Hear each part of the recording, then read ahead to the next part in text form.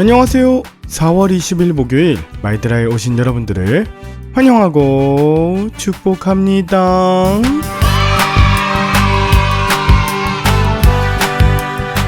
여러분은 오늘 어떤 계획이 있으신가요? 저는 오늘부터 다음 주 수요일까지 미국 UCC 커네티컷 컨퍼런스 방문단을 맞이하여서 계속 일정이 예정되어 있었는데 갑자기 방문 계획이 취소되면서 생각보다 여유가 생겼어요.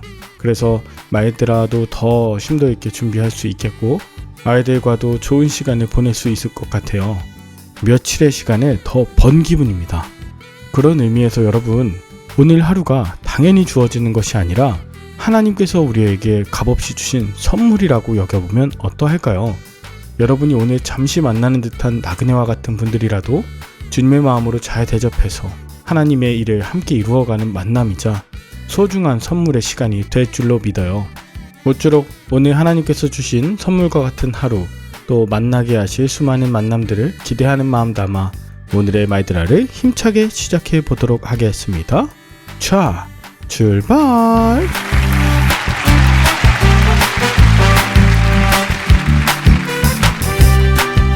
오늘은 룻기 3장입니다. 오늘 본문에는 나오미가 룻을 위해 안식할 곳을 구하고자 합니다.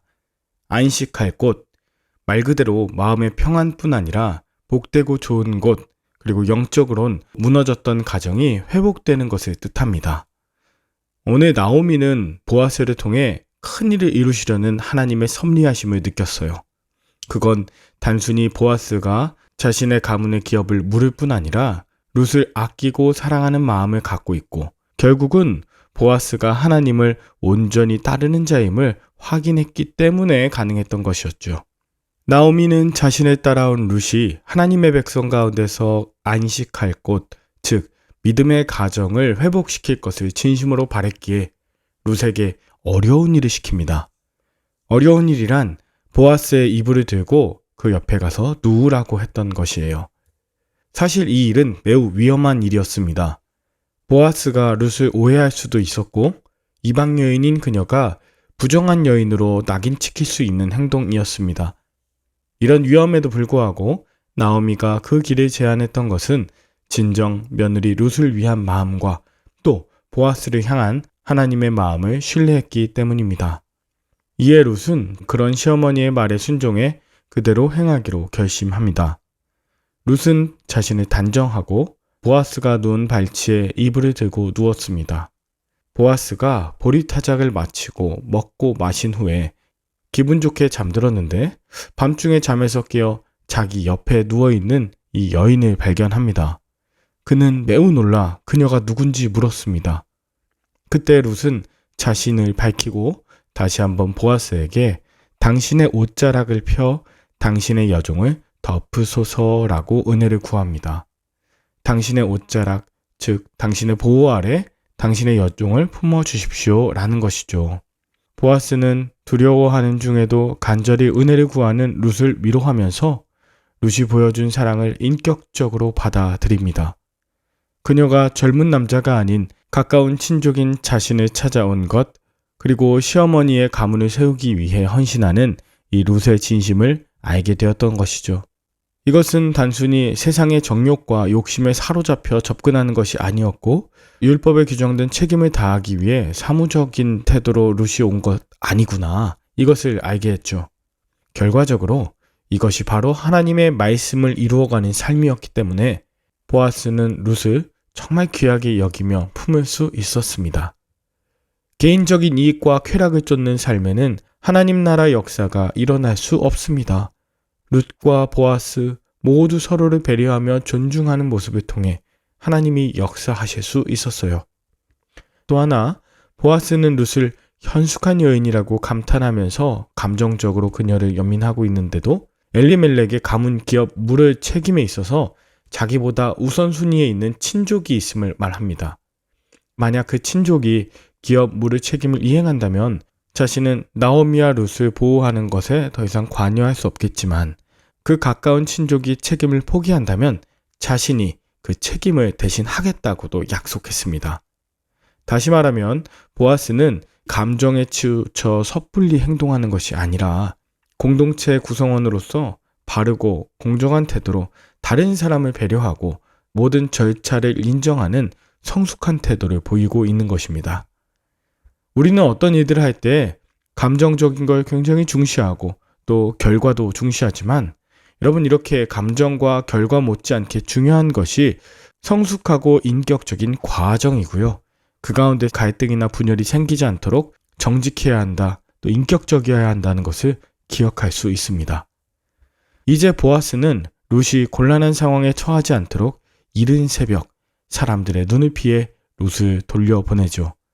그리고 빈손으로 가지 않도록 보리를 6번 되어 담아주면서 자신의 사랑과 기업 약속을 다시 한번 상기시켜 줍니다. 룻과 나오미에게는 그동안 모아두었던 이삭이 있긴 했겠지만 룻이 지고 갈 수 있는 최대한의 곡식을 지어주며 기업 무르자의 책임을 이행하겠다고 약속하고 있는 것입니다. 자신이 한 말과 약속한 것에 대해 확실히 책임지는 보아스, 그런 모습을 통해 하나님이 역사하실 수밖에 없겠죠. 마지막으로 룻이 무사히 나오미에게 돌아와서 밤새 있었던 일을 자세하게 이야기합니다. 또한 보아스가 곡식을 챙겨주며 나오미에게 빈손으로 돌아가지 않게 한 것도 말하죠. 비었던 나오미의 빈손이 보아스에 의해 넘치도록 채워지고 있습니다. 빈손을 거친 이후라서 하나님의 자비하심과 긍휼하심이 더욱더 귀하게 체험되고 있습니다. 이제 나오미는 이 사건이 어떻게 될지 알기까지 앉아서 기다리자 합니다.